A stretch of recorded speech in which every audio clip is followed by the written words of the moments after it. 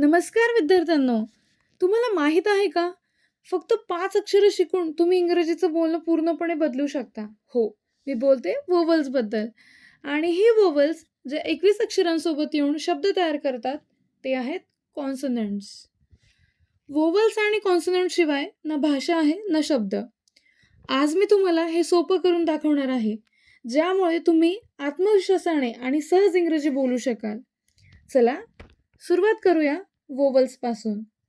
इंग्रजी वर्णमालेत 26 अक्षरे आहेत. त्यातली 5 अक्षरे व्होवल्स आहेत. ए, ई, आय, ओ, यू हे इंग्रजी वर्णमालेतील व्होवल्स आहेत. ही व्होवल्स खूप खास आहेत, कारण त्यांच्यामुळे आपल्याला कॉन्सोनंट सोबत मिळून शब्द तयार करता येतात. प्रत्येक व्होवलचं स्वतःचं साऊंड आहे.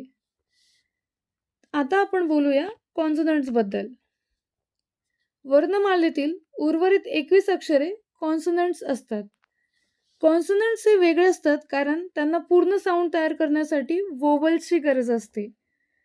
For example, B, C, D ही कॉन्सोनंट्स आहेत, पण व्होवलशिवाय आपण बॅट, कॅट किंवा डॉग सारखे शब्द तयार करू शकत नाही. बघा, व्होवल्स किती महत्त्वाचे आहेत. चला काही उदाहरणं बघूया.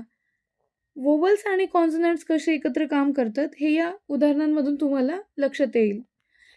कॅट हा शब्द घेऊ. इथे सी आणि टी हे कॉन्सोनंट्स आहेत आणि ए हे व्हॉवल आहे, जे त्यांना जोडत आहे आणि एक शब्द तयार करत आहे.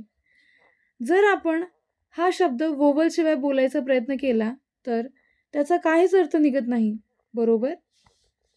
तर संक्षेपात सांगायचं झालं तर व्होवल्स हे शब्दाचे हृदय आहेत आणि कॉन्सोनंट्स हे त्या शब्दाला आकार देणारे असतात. दोन्ही तितकेच महत्त्वाचे आहेत. व्होवलशिवाय कॉन्सोनंट्स शब्द तयार करू शकत नाही आणि कॉन्सोनंट्सशिवाय व्होवल्सचा काही अर्थ लागत नाही. आता तुम्ही व्होवल्स आणि कॉन्सोनंट्स समजून घेतले आहे. आजसाठी एवढंच. मला आशा आहे की तुम्हाला व्होवल्स आणि कॉन्सोनंट्स शिकायला आवडलं असेल. भेटूया पुढच्या लेक्चरमध्ये. थँक्यू.